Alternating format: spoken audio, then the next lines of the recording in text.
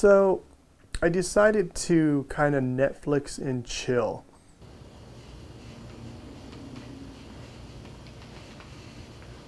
And I haven't been on Netflix for a while. I've been stuck on Hulu on a show that I will not mention, but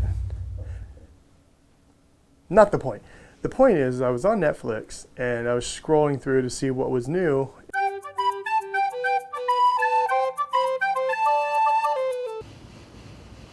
And then I came across Valor as a new release, and that's the show that I just recently got off of while I was working at CBS. And thought that was kind of cool, and it made me think of whenever somebody asks what I do, and I let them know I do visual effects, generally I get the response of, well, what's that? My quick and easy way of explaining it is I'll use Transformers as an example. Not sure why, but when I ask them if they've seen Transformers, they generally will say yes, and I'll tell them I add in the Transformers. And they're like, oh, well, that's kind of cool. And that's just to sum up, a little bit of what it is I do on a daily basis at my job. So I thought that this could be a good opportunity to do a vlog and show some of what I do, because I just recently did a couple shots for a buddy of mine. So let's go over to the computer and I'll show you a couple shots that I just recently worked on.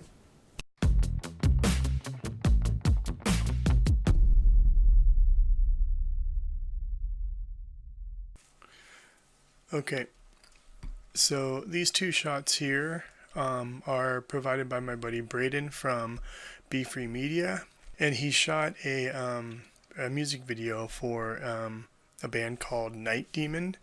This song is called Black Widow, I believe. Something like that. So what they shot on set wasn't enough. Apparently they wanted more gore, more blood. He asked me if I could help him out with it. Of course, they didn't have any budget for it, and they were planning on reshooting it. So I told him, you know what, let me just take a stab at it so that way you don't have to reshoot it and go through all that makeup and take a chance of it not looking good. And wasting all that time. And in exchange, he agreed to let me vlog this. So let me show you what I did. If I go here, so you can see it just added a little bit of gore and some scratches and some blood drips. So this is a very typical situation where, they don't get enough on set and they're like, oh, we need to add more, or we need to remove some. And this is a day-by-day situation when it comes to visual effects. So what I planned on doing is just kind of taking you through the steps in this program called Nuke. Just kind of showing you step by step on how I came about creating these. So here is the comp. We have the original plate here. So if I go down here to the bottom of the script, you will see everything come in. So I have all these blood elements here. So I took all of these elements, or some little splatters here, some drips, some splatters, some light splatter, and then some more splatter. What I did is I took all of those elements, merged them all together, positioned them into the right space on the guy's chest. It's like that. So you have the blood splatter, you have the drip, and then added some little splatters from the scratch, the actual scratches happening. This element here is just a matte painting. I just took a still from the actual plate, took a still and just painted in, took some elements I took all these elements here, but I took a lot of these elements here, matte painted them into the plate, and this is what they look like, just like this. Little scratches here. Merge those in. So I go over down here and I add it into the actual blood drips. So down here I add in a little blur to kind of fit it into the space, because as you can see the footage isn't 100% sharp, so I have to add in that little blur to fit it in. And then you add some grain, because the footage actually has grain, so I just matched the grain and added that in there, and then that pretty much ties in the whole shot. I mean, it's really not a lot. Yeah, so that's this shot. Then now for the second one.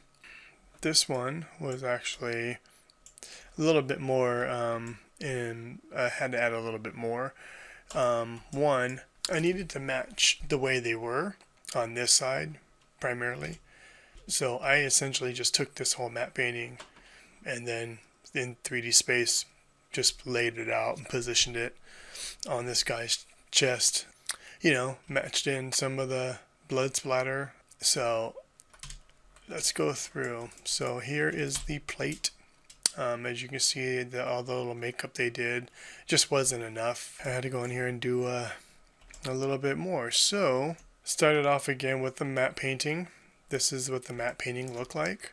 And then I broke out each element, combined them all together, and then in 3D space I placed them. So if I go into 3D space here, you can see it's laid out in 3D space. And then I did a grid warp on it just to kind of warp it and match the perspective a little bit more for the way the guy's laying. Merged it over a constant to match the resolution of the shot. And then did a little color grade here. And then if I go over here, these are all the drip elements again. So I have all these different ones here that I manipulated. All of them are merging down. Some of them are time warped. They're color graded. And then they're grid warped to match the shape of the guy's body. So this is all of them here. And then if I go right here, color grade them down. Take out some saturation. So this grade here is based off of when she walks by and she casts a shadow right here. So what I did was I took the plate, which is this pipe here, brought it down, did a key just to get the luminance out of that part of the shot, and then I clamped it from 0 to 1, did a little edge blur, because if you look at it, it's a little bit rough, so I just softened it a little bit, and then shuffled it into the alpha. So this is, now we have a black and white image here that I can use as a mask to color grade these. When she walks by, it will change the color and make it look like it's going in and out of the shadow. So we go, you can see there, right? You see it's starting to darken. That's what that grade is doing there. And then pipe that into here. So that is the main B pipe. So it goes over everything. I had a crop in here because in Nuke, at least, when you have resolution that goes over the resolution of your actual comp, then Nuke calculates all of this information. You want to add a crop down here just to get rid of all those unnecessary pixels that are getting calculated. And then add a grade to bring it down to match the plate, because that's what you do. And then you add a blur again, same reason, and then add a defocus. And I added this defocus for back here. You can see it there.